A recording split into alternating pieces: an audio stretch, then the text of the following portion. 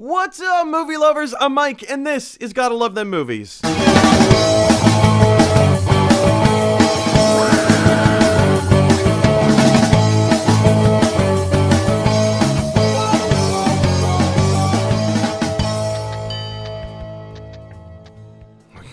You guys, welcome back to Gotta Love Them Movies, your place to talk about the stuff that you love. I'm your host, Mr. Mike Brown.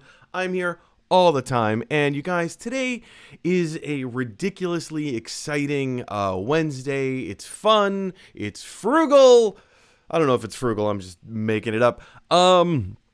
I can't divulge any information about this project that I'm working on, but I was recently put in the position of casting director for a production which actually films tomorrow. So if I, throughout today's show, if I seem a little frazzled as my hair currently looks, that's because I'm constantly refreshing my email. There's kind of a major actor you may have heard of that we are looking to put in this thing. That's it's probably more than I should be divulging on the internet. Anyway, more details to come later. So yeah, if I seem a little distracted, if I seem a little frazzled, it's just because I'm waiting for this one particular email to come through with exciting news and announcements. It was, like I said, I can't announce anything just yet, but like I said, we film tomorrow,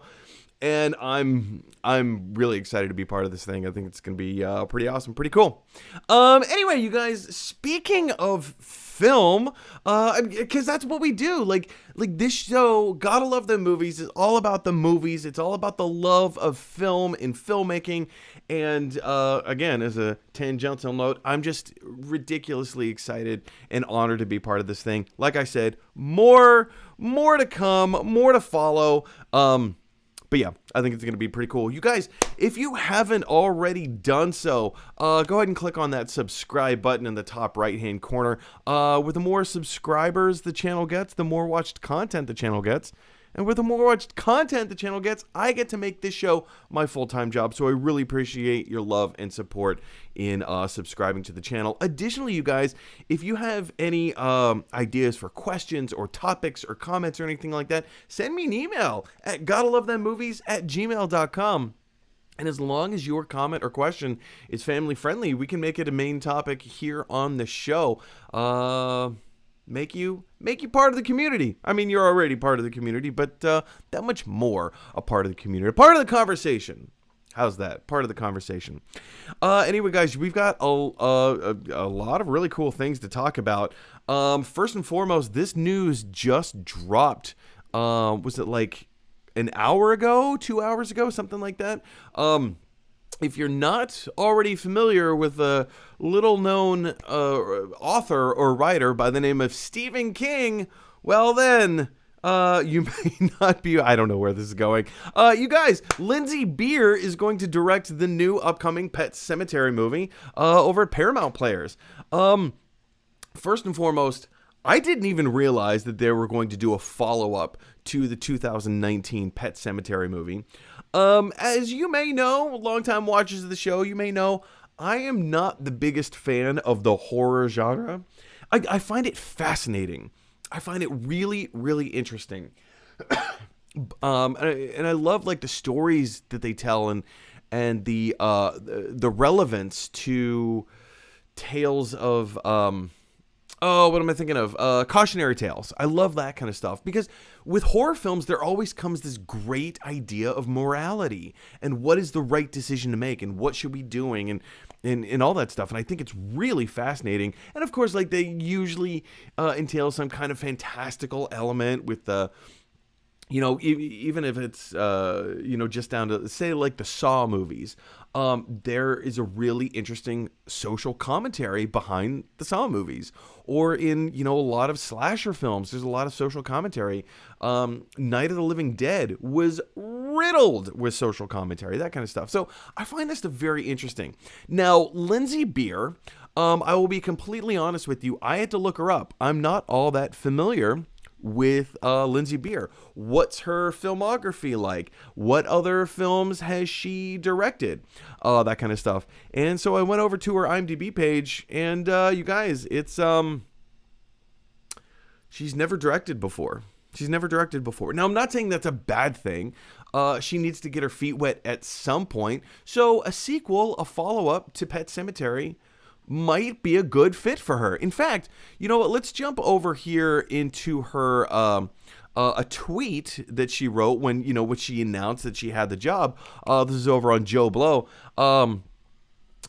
She says, sorry, let me pull my page up. She says, if I told you 10-year-old me, if I told my 10-year-old me my directorial debut would be a Stephen King adaptation, my response would have been, F yeah it is. Words can't capture my excitement about directing this love letter to the amazing book. Can't wait to scare the crap out of you. And of course that was posted to Lindsay Beer's Twitter account. Yeah, I mean, like, she's obviously in love with this genre. She loves Stephen King. She loves scary type storytelling. But I want to go into her filmography really quick. Now, she has been a writer. She's primarily a writer on a lot of different things. She has a lot of things currently in development. First and foremost, Silver Sable. If you're not familiar with Silver Sable, she's essentially a Marvel anti-villain. Kind of in like she works closely with Spider-Man. Sometimes she's an ally of Spider-Man. Sometimes she's the villain of Spider-Man. But she's kind of an anti-hero. So there's a Silver Sable movie that she's working on, a Fast and Furious female spin-off. Of which, why can't we just call it a Fast and Furious spin-off movie? But whatever. There's an upcoming reboot of Teenage Mutant Ninja Turtles that she's attached to. The live-action Bambi. A reboot of Short Circuit. A Hello Kitty movie. That stuff that's just in development. Stuff that's in production right now. There's a few projects I haven't heard of. Like the King Killer Chronicle. Visionaries, Knights of the Magical Light. I'm not familiar with those properties, but she's also in production currently of Mask, or the Mobile Armored Strike Command. If you're not familiar with Mask or the Mobile Armored Strike Command, it was an 80s cartoon television show. It didn't necessarily take place in the same universe as Transformers or G.I. Joe, but it's attached in that same kind of Hasbro property kind of thing, right? So, it's essentially it's cars that are cops, essentially, right? And military, that kind of a thing, right? So there's that. So she's got some pretty incredible credits attached to her name. Now, like I said, she hasn't directed yet. She hasn't ever directed a film. I would like to jump into this article really quick. From Deadline. It says, exclusive Pet Sematary, Stephen King's self-proclaimed scariest property ever. Next installment in the franchise has gained momentum as it looks like it's found its director. Sources tell Deadline Lindsay Beer has signed on to direct Paramount Player's follow-up adaptation for the successful 2019 horror pick based on Stephen King's bestseller. Beer has become one of the busiest screenwriters. I mean, look at just all of the stuff that she's attached to. It's bananas. Anyway, where do we go? Beer's become one of the busiest screenwriters, and this will mark her directing debut. The classic 1989 adaptation made history. Blah blah blah blah blah blah blah. Beer has wanted to jump into the directing chair and saw this as a perfect opportunity. Beer also wrote the latest script based on a draft by Jeff Bueller, however you want to pronounce that. Again, plot details are unknown at this time. The original story, which the 1989 and the 2019 picture was also loosely based on, with their own different twists, followed by a family who, after tragedy strikes a grieving father, discovers an ancient burial ground. We all know the story of Pet Sematary. But yeah, so I mean, like, is this going to be a sequel? Is it going to be a prequel? Is it going to be a continuation? Is it going to delve deep deeper into the events of Pet Sematary, maybe from an alternate perspective. Those types of details are a little loose. We don't exactly know what kind of a movie this is going to be. I mean, just based purely on the idea that she's never directed anything before, I'm cautiously optimistic. Again, I won't be seeing this movie because I don't like being scared. Scary things stay with me inside of my psyche, and I project them onto other things, and it just makes me scared and terrified for the future, and I will have no part of it. Anyway, guys, how does this news strike you? Are you excited, first and foremost, for Lindsay Beer's filmography so far? Granted, it's a writing filmography, but it kind of, like, given the amount of projects that she's currently in development and in production on, and the types of projects. I mean, we've got Mask, we've got Silver Sable, we've got Fast and the Furious, we have TMNT, we have Bambi, we have Short Circuit, we have Hello Kitty. Big name properties, not to mention all the ones that I didn't even mention. There's a whole bunch of ones that I didn't even mention that she's currently doing. So high-profile projects, the sheer quantity of high-profile projects, it kind of makes me think that she kind of knows what she's doing, and she wants to be in the director's chair. Hats off to her. Yes, more power to her. Let's do it. But I want to hear what your thoughts are. Are you looking forward to this particular adaptation or not? Why? Jump down to the comment section below and let me know. All right, guys. As my camera is a little out of focus, my apologies. There we go. The time's come. Time has come. You guys, it is time to talk about Beavis and Butthead. Here's the thing. I've been very vocal in the past saying I'm not the biggest Beavis and Butthead fan. To say that Beavis and Butthead was a cultural phenomenon is a little bit of an understatement. Beavis and Butthead joins kind of the ranks of the pantheon of, let's say, The Simpsons. I would even say Rick and Morty. They were some of the OG adult animated television shows to shine a light on our culture and our society, and specifically what Gen Z was doing. What is the attitude of Gen Z? What do people want? What interests them?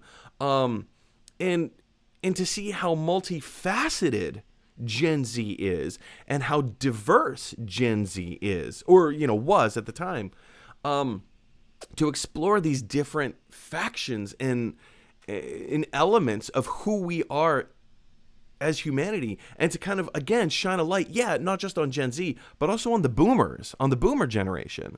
Where is this discrepancy? It's a really interesting time in a bottle kind of a show, right? Where we get to go back and revisit and say, this was the mindset at the time. Compare and contrast that against Gen Z. Well, let's fast forward a little bit. We know that, there's, now it's been very famously announced that there's a movie coming up, but I do want to jump in real quick. I did make a Beavis and Butthead video a few months ago, and a lot of you guys started commenting on it. And, there's a lot of comments here, so I'm not going to go through all of them. But Tarna Grove says, no one is going to, quoting me from the video, no one's going to pay for Paramount Plus just for Beavis and Butthead. Watch me. Who else? ZX10R Power says, I'm going to subscribe if the price is right just because of Beavis and Butthead. So yeah, you're wrong when it comes to me, at least. This show was my childhood. Justin TSD writes, I'd pay $10 a month to have access to their episodes. I am going to download Paramount Plus just to watch Beavis and Butthead. Hell yeah. Promise you now, I will sub to Paramount if they do the reboot. Heard their 2 seasons already completed. on and on and on. I would sign up just for Beavis and Butthead. Is this going to be available in Canada too? Long live Beavis and Butthead. I'm paying just for Beavis and Butthead. So on and so on and so on and so on. It might be released this summer. You guys, you guys were very vocal in telling me when my opinion came out and said, you know what? Beavis and Butthead are being very prominently displayed in the marketing of Paramount Plus. So obviously something's coming down the pike. Well, again, yeah, it had been announced that there was going to be a television show. And I was like, yeah, I'm not so sure. A lot of people are going to sign up for Paramount Plus just for Beavis and Butthead. And you guys proved me wrong. You proved me wrong. I will gladly eat that bit of crow. But I do want to go more into the depths of what is this show going to be. We also heard that there's a movie. So let's jump into the timeline of this real quick. All right. So the Hollywood Reporter, I'm going to jump in here to the Hollywood Reporter real quick. And keep in mind that this article was written August 19th of last year. So this is before we knew that there was a movie coming. So on the Hollywood Reporter and the article, what will and won't wind up on CBS All Access. Remember, at the time, we didn't know that CBS All Access was being rebranded to Paramount Plus. So anytime that they talk about CBS All Access, just keep in mind they're talking about Paramount Plus. Okay? Same thing. Here we go. We're not going to read the entire article. This is the part that I want to focus on right here as I highlight literally everything. All right. So linear originals of animated updates will be paired with their libraries in a few years on CBS All Access. Essentially, what they're saying here is shows that are coming to CBS All Access or Paramount Plus will have continuations. Linear what was the phraseology? Linear originals of animated updates. They will continue to have further stories, maybe like a season 8 or a season 9 or season 10 or whatever, or a reboot. The same characters that you've always known will be coming. They will be having more stories told on Paramount Plus. All right, let's jump back into this. Viacom CBS Entertainment and Youth Group President Chris McCarthy, keep that name in mind. Chris McCarthy, sources say, plans to have new episodes of Beavis and Butthead on the air in the third quarter of 2021. So essentially fall of this year. With all new installments eventually joining the show's original library. So it's all essentially going to kind of be congruent there. Among others, as a CBS All Access exclusive. In the interim, sources say the strategy is to expose the company's prized library content to as broad as an audience as possible on a non-exclusive basis. All right. So essentially, basically what this is saying is that, CBS All Access wants to reach the widest audience possible, and they want to bring Beavis and Butthead into the modern age, into 2021, right? Yes, there was a reboot in 2011. It was 20 episodes or 22 episodes, something like that, from MTV. It didn't work all that well. I think it tried to be a little too clever for what Beavis and Butthead is supposed to be. But one of the things that they point out, and granted, remember, this article was written 9 months ago. One of the things that this article points out is why Beavis and Butthead is going to work now as opposed to 10 years ago in the 2011 reboot. The world has fundamentally changed in the past 10 years. Fundamentally changed. So when you have these, and forgive me when I say archaic, but these archaic characters from the 90s who explore what it was to be a Gen Z youth in the 90s and compare and contrast that against baby boomers, what is that going to be like now in 2021? There's a bigger contrast, a much wider divide than there ever was before. And I think that lends itself to more interesting storytelling, more poignant storytelling, where you can explore some of these more in-depth topics. And as Mike Judge says, when asked, why do this now? He says, Well, it's time to get stupid again. It's time to get stupid again. And, I kind of agree with him. Mike Judge has always been a very prolific writer and director and actor, for that matter, as well. So all of this came last year. We all knew that this was coming last year. Even at the Super Bowl, there were all these advertisements for Paramount Plus this year. All these advertisements for Paramount Plus saying, "Hey, Beavis and Butthead is coming. We're already have 2 seasons coming down the pike. We already know what we're gonna do." And then February 25th. I don't want to say everything changed, but this is where everything pivoted. There was a huge pivot. We were no longer talking about the 2 seasons, or rather, new episodes of Beavis and Butthead coming out. But now we had an announcement trailer, straight from Cartoon Network, which is a subsidiary of Paramount Plus, right? Or, Paramount, or Viacom, CBS, all that stuff, right? So now we have an announcement trailer that came out, and it was actually, it was short, like 30 seconds, 45 seconds. It was very, very short, but it was classic, and it, made me giggle.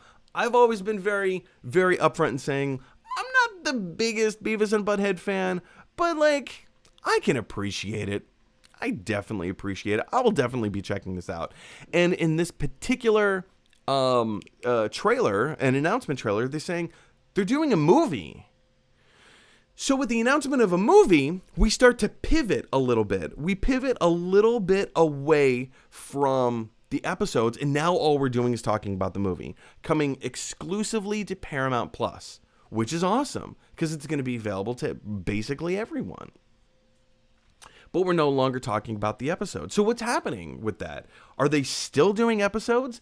And in all the research that I've been able to do, I haven't been able to find anything that says, yes, there's a movie and they're doing episodes. It is my belief, if I had a tie, I'd throw it over my shoulder, which means opinion. It's an opinion time.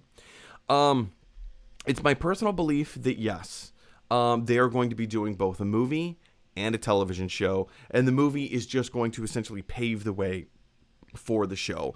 I don't think it's going to be, but then again, who knows? It could be on the same par as Beavis and Butthead Do America. It could be. We don't know.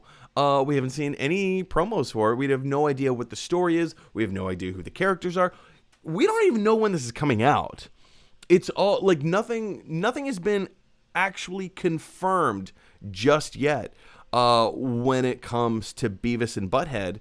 But I think it's fair speculation to say we're probably going to get both a movie and a television show, and they're probably both coming out this fall. I would assume, they're going to do a big press thing for the movie, and then maybe a few weeks later, they're going to start dropping episodes of Beavis and Butthead on Paramount Plus. Anyway, guys, this is kind of a non-news story. I mean, there is no news here. It's kind of an update to say, not really sure what's going on. This is all the information that we have right now.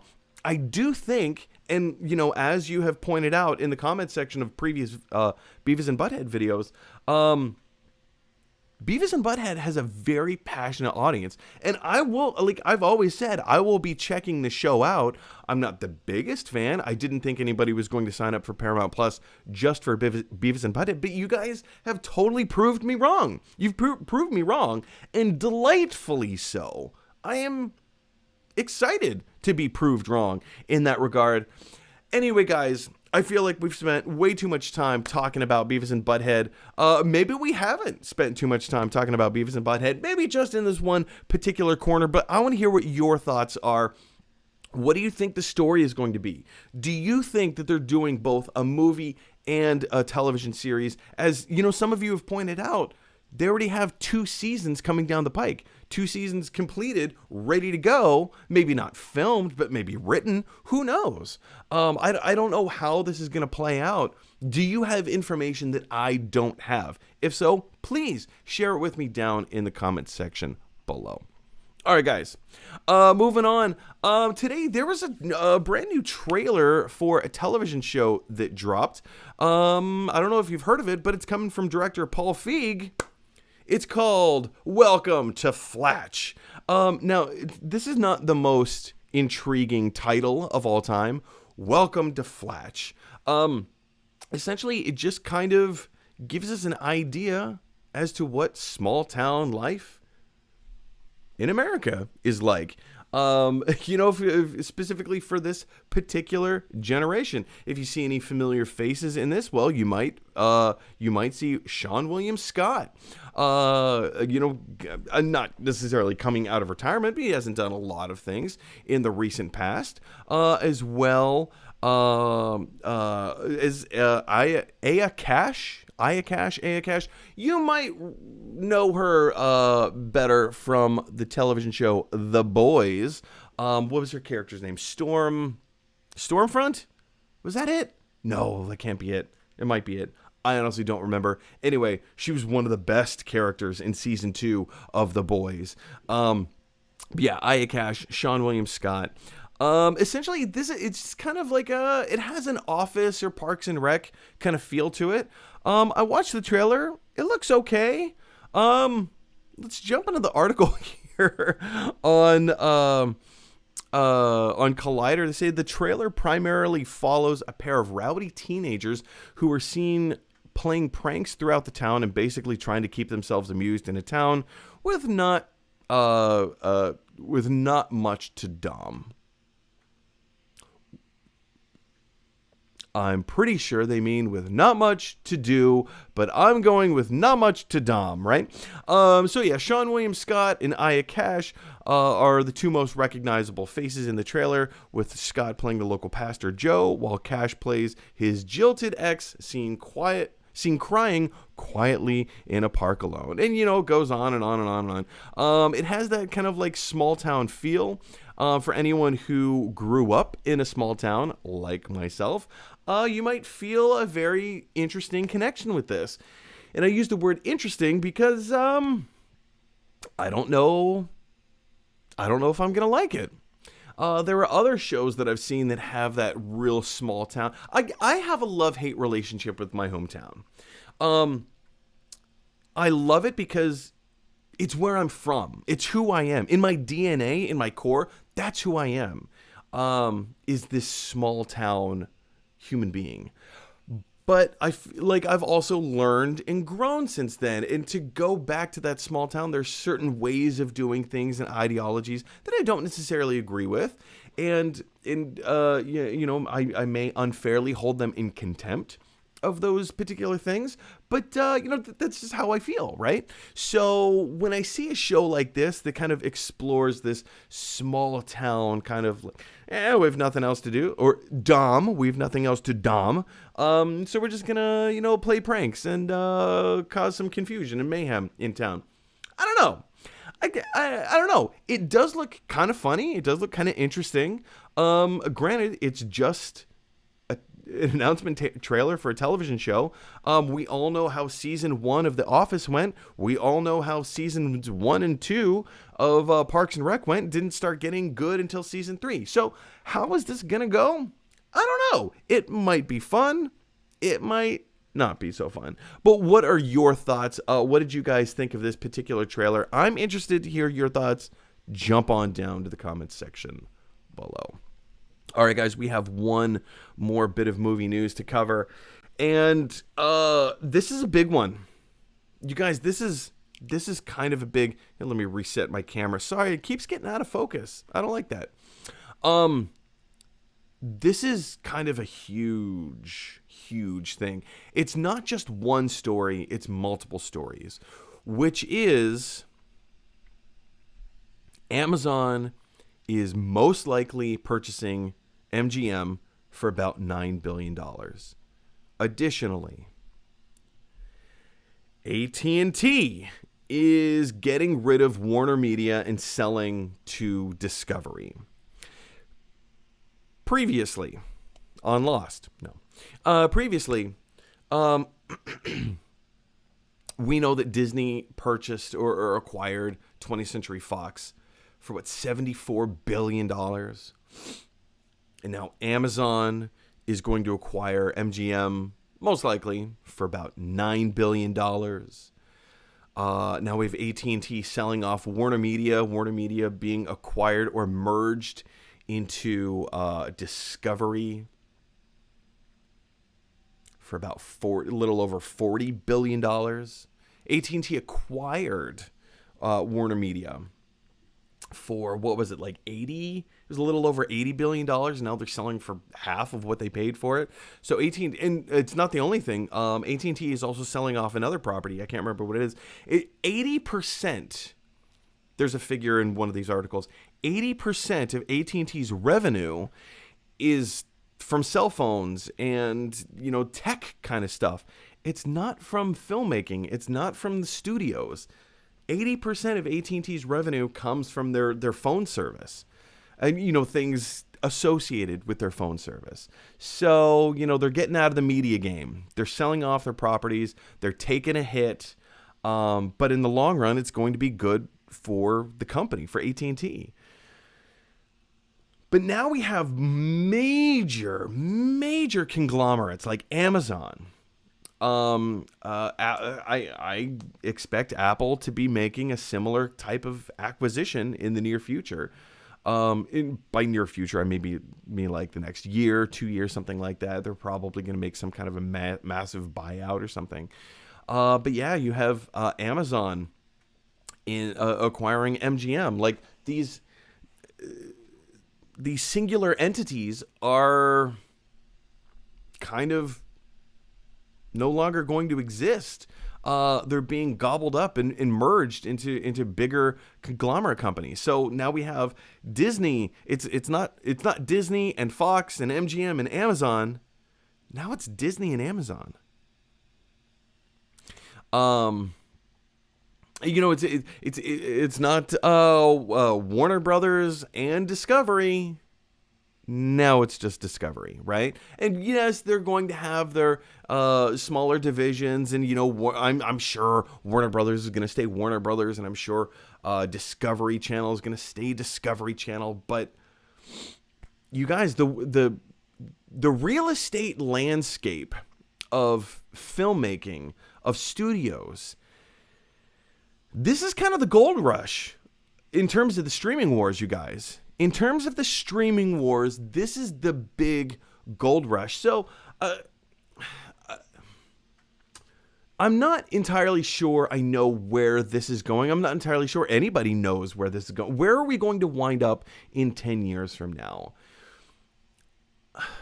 I'm not necessarily opposed to this kind of a thing because this is just how business has always worked. And, yes, other things and other properties will eventually pop up and whatever. But, we have smaller studios like A24. I always reference A24. We have Bleecker Street.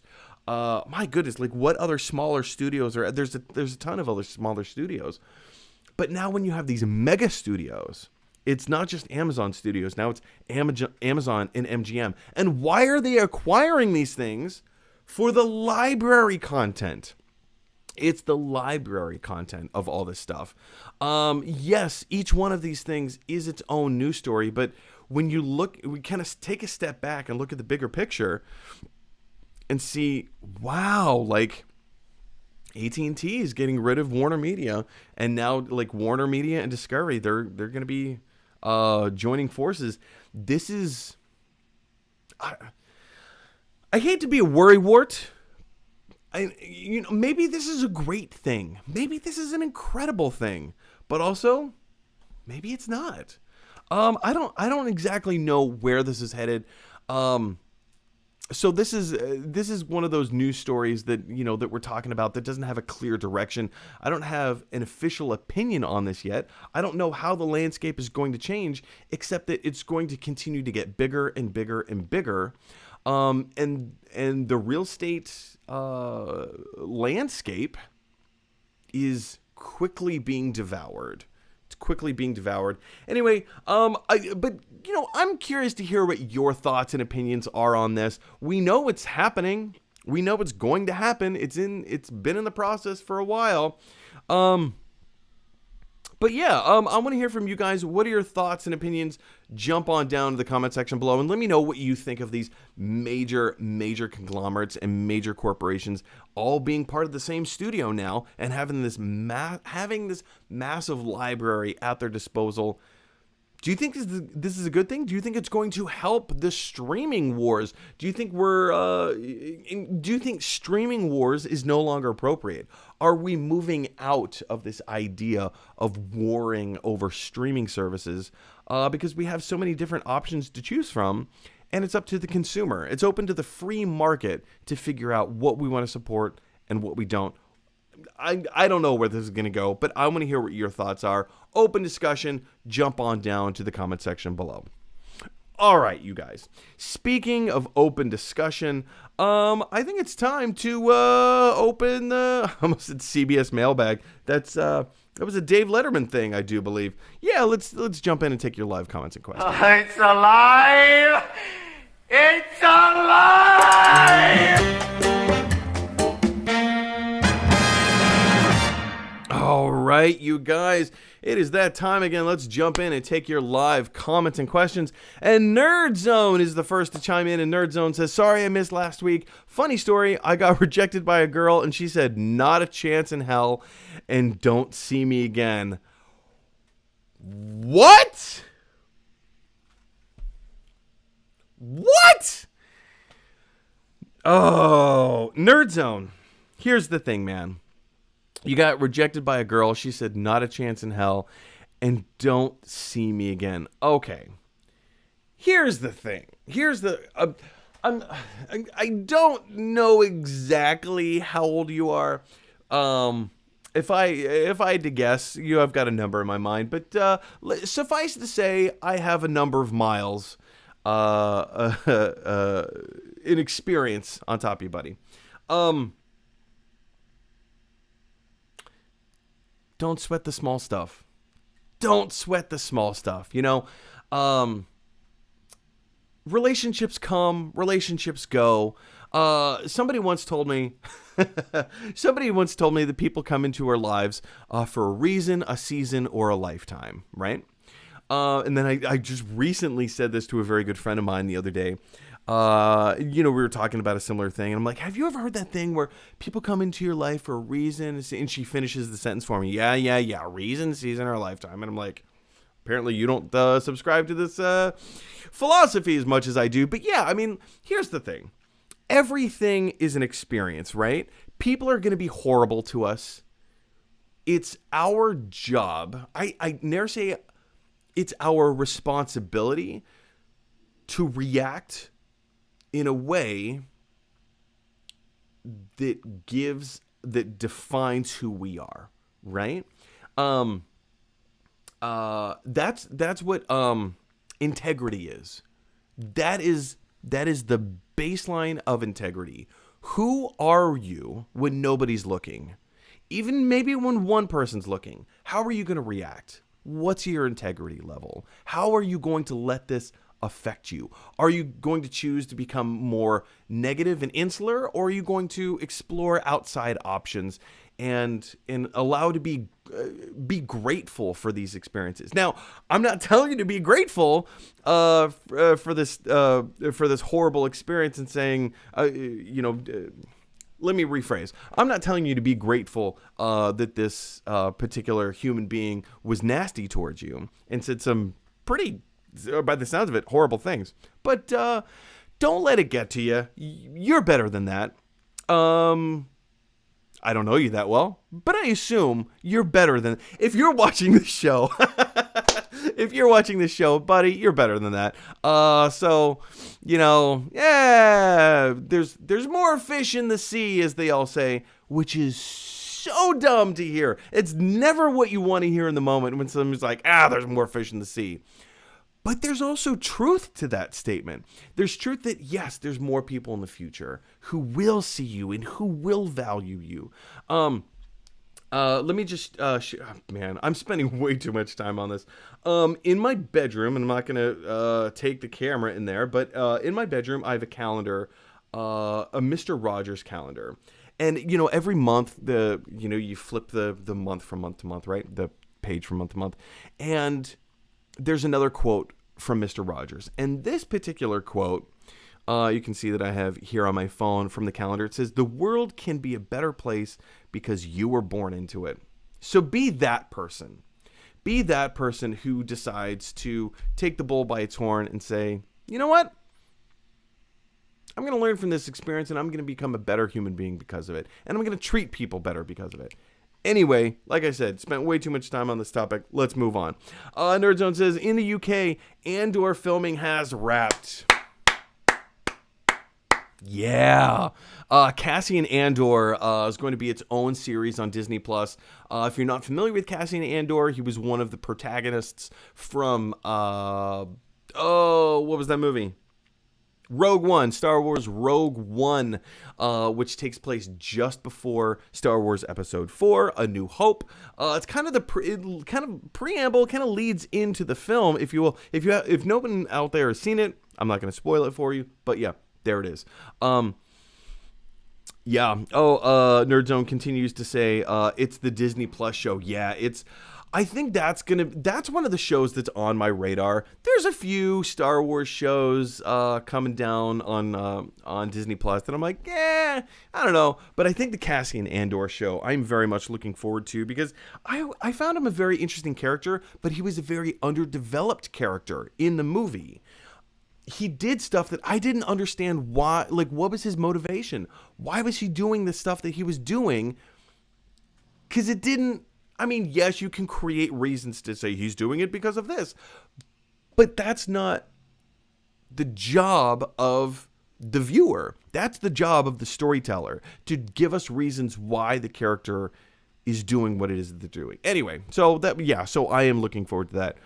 And if they finished filming, that means it's coming not too long. So yeah, keep your eyes open for that. Nerdzone says, I haven't seen Beavis and Butthead, and it doesn't appeal to me.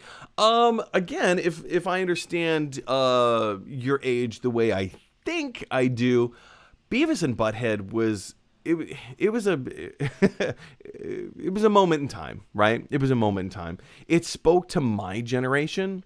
It spoke to the generation of kids that, born in the 80s, grew up or even born in the 70s, grew up in the 80s, grew up in the 90s. We are of a generation that there was a certain slacker element that was a part of my generation that Beavis and Butthead totally spoke to. Whenever I watch episodes of Beavis and Butthead, whenever I hear that music, that twang of the guitar that goes into the like it brings me back to the emotions, the emotional state that I had as a kid growing up in the 90s. And again, growing up and watch a lot of 90s television shows that were geared more towards kids from the 90s. Nickelodeon has a lot of these, like The Adventures of Pete and Pete was one. But it directly compares and contrasts the Gen Z age generation to the baby boomer generation. And it points out the differences in how, like, the baby boomer generation has these ideals and values that were carried on from previous generations of theirs, and they're holding on to this idea of what fabric of society should be, or what they feel that it should be, right? And Beavis and Butthead comes in and challenges all of that. Granted, from an extremist point of view, but a very interesting point of view. I personally loved when Beavis and Butthead sat around the TV and made fun of music videos. I thought that was wonderful. But one of my best friends, Josh, who's actually been on the show, he loved all the stories that came after that. So like there's yin and yang with it. There's a yin and yang. Nerdzone says, I've seen Beavis and Butthead do America, though. It has been quite long, though. Beavis and Butthead do Quarantine sounds quite fun. They could. You say that in jest, but that quite realistically could be the name of the new movie. It could be. I mean, it probably won't, but it could be. That's not a bad in jest comment to make, because it might be. It very well might be. And to make the commentary of the state of the world that we currently live in.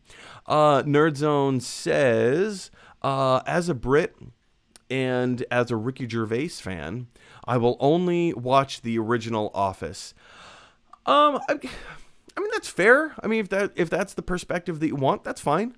I am not one of these purists that says, I will only love the original. Because if that's true, I would never have seen the 2001 reboot of Ocean's 11, with Brad Pitt and Matt Damon and George Clooney. In my opinion, that is the all-time greatest remake, period. That's the best remake of all time. The original film, while it starred the Rat Pack, and that's a great argument to have. That's an argument that I've heard a lot of people say. Same thing with The Italian Job with Michael Caine, right? You have these iconic actors from an era long ago, and we like to hold on to these ideas of like, oh, well, it's genius and it was brilliant. The concept was good. The execution, not so much. Just because it has the Rat Pack in it doesn't mean that it's the most perfect thing of all time. Yeah, everybody loves the Rat Pack. And if you don't know who the Rat Pack is, it's Frank Sinatra, Dean Martin, Sammy Davis Jr., right? Three very famous, very popular jazz swing singers, right?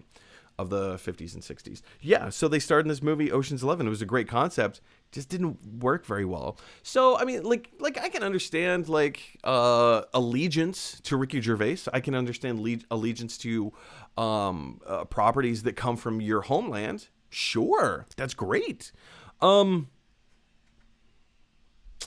If we are beholden to those types of ideas, this is my own opinion. I mean, take it or leave it. You're more than welcome to disagree with me here, but I kind of feel like it limits our exposure.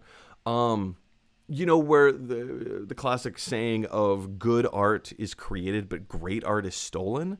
I loved The Office, the American version of The Office. I loved it. Now, the later seasons, once Michael Scott left the show, or Steve Carell left the show, I didn't like it as much. Because to me, Steve Carell was the lifeblood. And also, lest we not forget, Ricky Gervais was one of the executive producers on the American version of The Office, and he appeared in multiple episodes. So take that for what it is. Natalie Kazarowski. Natalie Kaz. If, Natalie Kaz is a frequent guest on the show. She wasn't able to make it today, but Natalie Kaz's favorite Sean William Scott role. Oh, Natalie, why do you do this to me? Let me preface this by saying I'm not a huge Sean William Scott fan. He has that kind of bro-y, smarmy attitude to him, and it just puts me off. Favorite Sean William Scott role? I mean, for what it was... All right, I'm going to say, instead of role, I'm going to say movie, and I'm going to say Role Models. I really liked that movie. It came out of nowhere, and it doesn't get a lot of love, and very few people talk about it. But I'm going to say Role Models, because I liked the message of that movie, and I liked the progression of his character. But yeah, on the whole, I'm not a huge fan of Sean William Scott, so I'm going to go with Role Models. Nerdzone says, I wish I grew up in my dad's hometown. I go there because I spend time with my granddad all the time, and everyone is so nice. I also go there because my dad owns a pub in his hometown. What? That's cool. All right. Maybe in years to come, we'll have to have some conversations because depending on where in the UK your father's from and the pub that he owns, I would love to go and to support. And I don't drink alcohol personally. Personal choice of mine, I don't drink. But I would love to go hang out in the pub, grab a non-alcoholic drink, and just sit down and, chew the fat. what's my phraseology here? Chew the fat. I would love to just hang out, just like see that atmosphere. That is incredible. First of all, to be a personal business owner, that's a huge feat. That's congratulations. Hats off to your dad. But yeah, I mean, like, I remember the hometown of my father. So my dad grew up in Youngstown, Ohio, and when he was alive, he would tell me all kinds of stories about like his childhood and, riding his bike through this particular park. And he went to there was an amusement park. It doesn't exist anymore, but there was an amusement park back in the 50s, That's how old my dad is. He was a child in the 1950s, and he used to ride his bike to this amusement park, and he would sneak in with his buddies, and they would just spend all day in the amusement park. And then, when it was time to go, they, crawled back through the hole in the fence, got their bikes, and just rode home. So, yeah, I like hearing these adventure stories from like a bygone era. It's kind of fun. It's very heartwarming. And if you're able to go back to these places and tangibly see and touch and smell these places that have a sentimental value, not just to yourself, but to your family, that's incredible, man. That's awesome. Hats off. Nerdzone says, I never thought Jeff Bezos would own James Bond. The name is Bezos. Jeff Bezos. I mean, it's true, though, right? Yeah. I mean, in a way, it doesn't surprise me. But the other side of the coin is that, like, for so long, let's even go back. United Artists. It originally started with United Artists. James Bond, 1962. Dr. No. It was, United Artists was the production company, and then eventually became MGM, and now it's becoming Amazon. So I'm more interested in what is the James Bond franchise going to look and feel like, now that it's an Amazon company. I mean, it's still going to say, like, it's still going to be under the MGM banner, I would assume. MGM, an Amazon company, right? Like how it's like Columbia Pictures, a Sony company, right? It's going to do something like that. But yeah, I'm interested to kind of see, like, what's James Bond going to look and feel like moving forward under an Amazon umbrella. I don't know. We'll see. Natalie Kazarowski. Natalie Kazabooski. Natalie says, I'm stunned at the Discovery news. I know, right? They closed their headquarters in Silver Spring, Maryland, and cut their staff 4 years ago. Very, very weird. Yeah, I mean, and then Natalie goes on to say Blumhouse. Yeah, I mean, Blumhouse is another one of those smaller studios. Blumhouse, A24, Bleecker Street. There's a ton of like these smaller studios that are going to be affected big time by these larger conglomerate companies.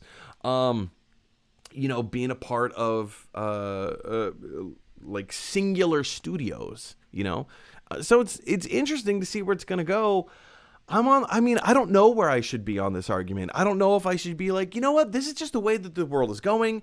We've seen this kind of stuff before. We're going to see it again. Things will be fine. It'll look and feel different from how you currently know it. But, technology's like, I don't know. And my opinion is not going to change anything, you guys. Nerdzone says, in 10 years, Disney buys everything just to F Netflix. Maybe.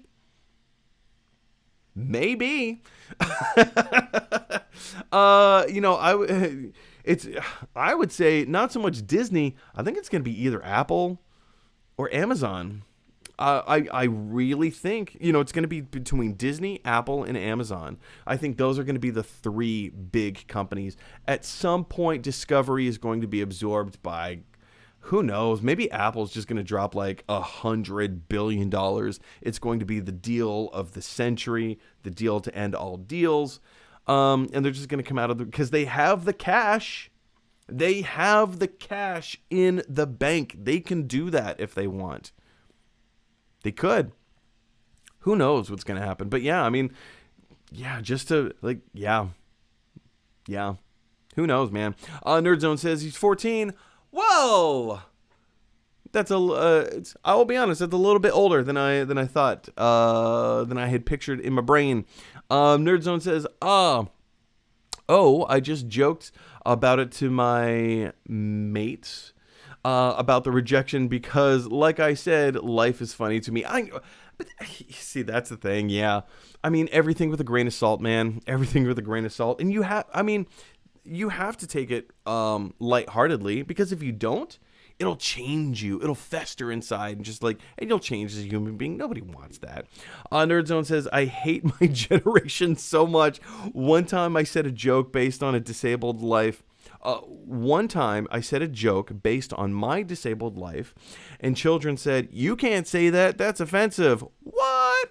But my teacher laughed his butt off, though. Yeah. See, this plays into the idea that I'm not going to sit here and play the PC police. I'm not the PC police, but I'm also not going to completely champion free speech, right? We're in a weird place in society where we're figuring out new rules. There are new rules. We're just still figuring out what they are. We're figuring out what the new parameters are. Parameters change all the time, you know? There are certain words that are okay to use in public, and there are certain words that are okay to use with your close friends, and there are some words that just are never okay to use, right? And everything is context. I have a father who passed away 3 years ago. So guess what I love to do to make people feel uncomfortable? I love telling dead dad jokes. Is it always appropriate? No, not really, not in business situations, but sometimes in some social situations it catches people off guard and they don't know how to respond. And I'm like, well, it's a dead dad joke. It's fine. I find it funny. You don't have to find it funny. But yeah, here's the thing that improv comedy taught me. Learn how to read the room. Virtually, I'm not going to say everything, but virtually everything is fair game if the setting is appropriate, right? We have to know our audience. Know your audience. How are they going to respond to this? Are they going to appreciate it? Should they find it funny just because you find it funny? No, that's not how comedy works. People need life experience to relate to a joke, right? So if they can't relate to your joke, or if they don't tangentially know someone who they're personally closely associated with that can make a joke like that, they're probably not going to appreciate it. Am I saying that it's wrong of you to make a joke like that? Nope, not at all. Have at it, my friend. And we need to learn by failing, right? We need to learn what those limits are, what those boundaries are, by putting ourselves out there, giving it a try. Maybe it'll work. Maybe it won't. Who knows? But yeah, that's just how comedy works. Nerdzone says, apparently when my dad was 4, he would know where my great-granddad lived and just went there on his own. Oh, that's really cool. So when my granddad screamed at my dad, my great-granddad screamed at my... That sounds like a comedy bit, man. When my dad was 4, he would go to where his grandfather lived. Just went there on his own. So when my granddad screamed at my dad, my great granddad screamed at my granddad. I love that. Like, it's continually like punching down, which I'm not always a huge fan of, but in that scenario, it works. And I think it's hilarious. That's wonderful. Now my granddad does what my great granddad did to me, did to my dad to me. Yeah, that's life. Is it art imitating life or life imitating art? Or maybe it's cyclical. The whole thing is cyclical. It's wonderful. Nerdzone says, I'm not gonna say my joke because if you get popular, and I want your reputation to be good. Well, thank you for taking my piss poor reputation in account to that. It goes on to clarify in my internet reputation as well. Yeah, I mean that's the thing. Like there's I don't think it's any amount of surprise that we live in kind of like a call out culture. You know, if somebody does something that you don't like. I mean, look at what happened to James Gunn. James Gunn is the classic example of that. You know, he said some offensive things many years ago. He realized that, yeah, that's not me. That's not the kind of person that I want to represent myself as. But those things were out there. And so even though he took the time to change internally and externally, didn't matter because his comments were still living in perpetuity on the internet, right? So somebody dug him up and they dragged his name through the mud, and he was fired instantly without any amount of consultation, without any amount of trial or, whatever it is. Just gone. Now, Disney has since seen the error of their ways, and they hired him back to do Guardians 3, but the damage is done. He made restitution for his mistakes. He changed. He's not that person anymore. So that's the thing, everything that we say and do on the internet in perpetuity will be there. It is what it is. So we have to protect ourselves. We have to try and at least make half-informed, decent decisions, because as we talked about previously, these parameters are changing. These rules are changing. So in 15, 20 years from now, maybe me saying the parameters changing in the world is going to be offensive, and somebody is going to take offense to what I said 15 years prior, which is right now. So who knows? Who knows? Just in the end, be the best version of the person that you can be. Try to uplift people's spirits. I am not opposed to people taking risks and trying to what